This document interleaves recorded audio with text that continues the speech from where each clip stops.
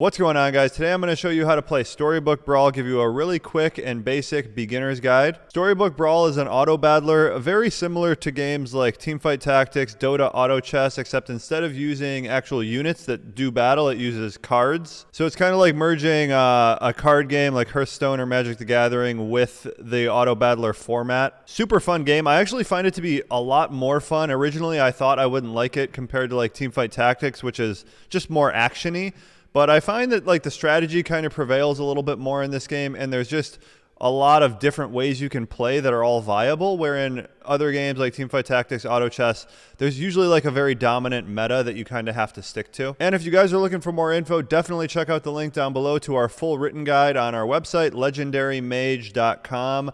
This goes over a lot of what's in this video, but it also has some added bonus content. It gets a little bit deeper than just the very basics. There's this part at the bottom here that goes over what I consider to be the best comps currently in the game. Also goes over what I think are some of the better heroes. Just gives you a little bit of an advantage if you're trying to rank up and level up. Currently in early access, free-to-play game on Steam. You can just download it right here, start playing. And this is the home screen. You have a very basic setup here. You have your rank points.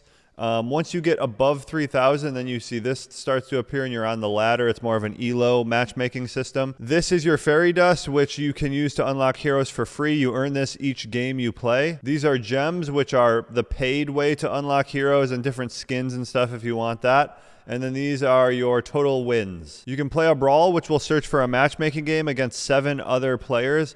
And then you can practice against bots, which is a good idea if you're just starting. And you can even, this is recently added, you can play with a group of people that you know. Then you have your collection tab here, which is just kind of a quick reference encyclopedia of everything that's in the game. So heroes are what you select before entering the game, and they have a lot of like special attributes that kind of dictate the way you play the game. So you can see here your monsters are good and have +2/+2. So that's kind of incentivizing you to play the game in a particular way. 35 to 40 different heroes in the game. When you enter the game though, even if you do not have a hero unlock, you will have the opportunity to play it because you're given 2 heroes free to play no matter what, and then 2 other hero options that you can play if you have them unlocked. Characters is kind of like the foundation of the game. This is what you assemble as your army. You put them on your board, they do battle for you, you power them up. They're the things, I guess, in a sense, that kind of matter the most. They go from level 2 to level 6, and when you get 3 of the same card, they are upgraded. So you can also click this box here and see what an upgraded card looks like. And the basic components of the cards or the characters are, this right here is their level, also their gold cost. So there's a level 4 card that costs 4 gold. It has 7 attack and 5 health. And this is the base card. So you can level up these stats over the course of the game with different spells, with different abilities. Just a lot of different things can change these, different modifiers. And then there's also special attributes on most of the cards, not all of them though. So this is a slay attribute. So when this card deals a finishing blow on an enemy card, it gives the characters behind him +1/+1 stats permanently. There's last breath abilities, which happen when the card dies. So this card, when it dies, will summon a sheep that has 5 health, 5 attack. There are ranged cards, which means when you attack, you do not take damage. You attack from a distance. And then there's also support cards. So this is actually a combination. It's a ranged support card. Support cards give plus statistics to the 2 cards in front of it. Those are the major different attribute classes that you'll find on cards, but there are a lot of one-off attributes that you kind of have to read. And you'll just kind of, over time, get an understanding of what the different cards have to offer. When you combine 3 cards to get an upgraded card, you also get a treasure. So in Teamfight Tactics, if you've played that game before, you're familiar with leveling up a card by getting 3 of a kind. And the cards, you get a pretty big, significant power spike when you get 3 of the same card in most auto battler games. In this game, the power spike is much more minimal. So for this card, for example, it just doubles. It doubles the base stats of all cards. And it also, a lot of the time, will double the attribute. So this, you can see, support +3 health. When it's upgraded, it's support +6 health. Not as big of an upgrade as you'll find in a lot of other auto battlers, but to make up for that, you're given a treasure when you level up or upgrade a card. So treasures go from level 2 to level 7. And the way to get a level 7 treasure is you need a particular, there's a couple of them in the game, a modifier active to like give you a higher level treasure than the one you earned. So the level treasure that you earn is based on what level character you upgrade. So if you get 3 of this level 2 card, you will get a level 2 treasure. The level 2 treasures are pretty weak. The level 3 treasures are a pretty big difference maker over the level 2 treasures. And then from there, they just get stronger and stronger. And to win a game, typically, not always, you're going to need at least a couple level 5 and level 6 treasures. Most of the time, it gets tough to compete down towards the end of a game when you don't have any high level treasures. You can have up to 3 treasures active at any given time. And what the treasures do is just they have some sort of impact on the game, whether it's casting more spells, whether it's giving your particular type of units more stats, giving your front row units more stats. This one here, you can see next time you pick a treasure, your choices are 2 levels higher. So that would obviously be a way to get a level 7 treasure. There's a lot of different things that these treasures do. And a lot of the time, early on in the game, you'll be building and just kind of assembling your board with no real direction. And sometimes the treasure that you get, like if you get a level 3 or 4 treasure, that can a lot of times influence the way that you want to take the game. So the last thing is spells, and they sort of have more of like an active impact on the game that lasts for typically 1 round. Sometimes they will power up and give your units added stats permanently, but a lot of the time it's inflicting damage on your opponent, you can turn a good character into an evil character. A lot of them are adding stats to units. It takes some time to learn a lot of this stuff and really understand the ins and outs of all the strategies you can put in play. So like this is a very interesting spell in my opinion. Choose a character, transform it into a random character that is 1 level higher. Certain situations, this could really be a pretty significant spell because this gives you the potential to have a very powerful character in play when none of your opponents have access to that character yet or that level of characters. So that can really kind of shift your game for you. Just a lot of interesting spells that can interact with different things, different treasures, different heroes, and really make the game dynamic and interesting. So that's a high-level overview of all of the components of Storybook Brawl. How an actual game works is you hop into a game and you're given a selection of 4 heroes and you select one of them. When you're first starting to play the game, I would say you want to get some experience with all of the different heroes, but as you're really trying to progress and level up, and if you want to try, competing and treating it as a competitive game, you're definitely going to want to prioritize the stronger heroes because that is one of the more apparent ways to kind of assert your edge over the competitors if you're selecting stronger heroes than them consistently. And in the beginner's guide, link down below, I go over what I think are some of the better heroes in the blog post, so check that out. Now, as the game loads, your hero is going to be level 2. You're going to have 2 gold, and it's going to be round 2. You'll also be presented with 3 units that are all level 2 as well. So you can basically, on your first round, buy 1 unit. Each round that passes, your hero will gain 1 XP, which is 1/3 of their XP bar. So every 3 rounds, they will gain a level. There are ways to expedite that. You can buy spells that give you added experience when you level up. So if your hero goes from level 2 to level 3, you will then be given access to level 3 characters. In this game, compared to Teamfight Tactics and Dota Auto Chess, it's tough to scale a character. It is possible,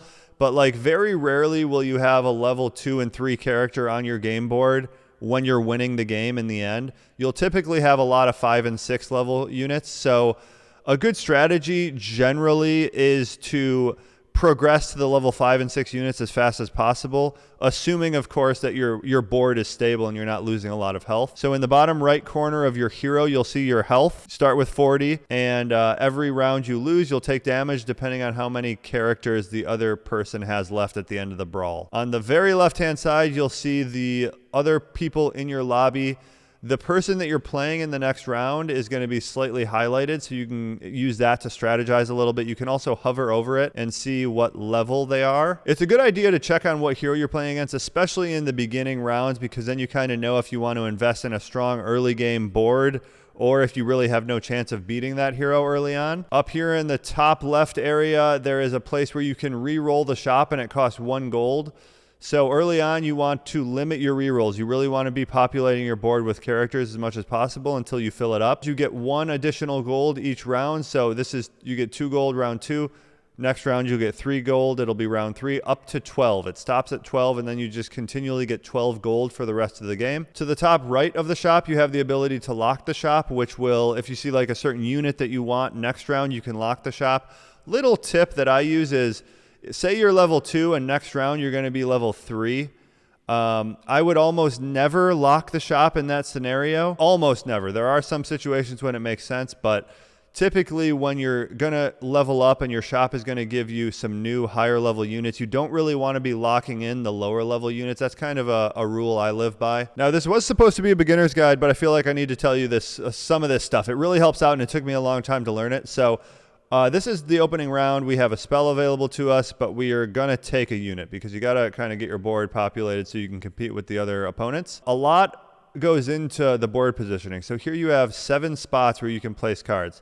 So let's just take a random one here. So I would call this position 1, 2, 3, 4, 5, 6, 7. Position 1 is going to be the unit that you want to for sure get an attack off. And it's not 100%. It could get attacked first, but this card has the highest likelihood of getting an attack off, closely followed by position 2 and position 5. How the attack sequence works is your units are going to attack from position 1 across to position 4, and then it will go here, number 5, across to position 7, and you will attack a random character in your opponent's front row until their front row is dead, and then it will attack a random character in their back row. The closer you have your character to the left, the more likely it is to attack. If you have a character here in position 4, it's very likely that your opponent will attack it by the time it comes round to it to attack. Position 5 is unique because it's the first to attack in your back row, and it has the front row shielding it. So a lot of times this one is pretty certainly going to get an attack off as well.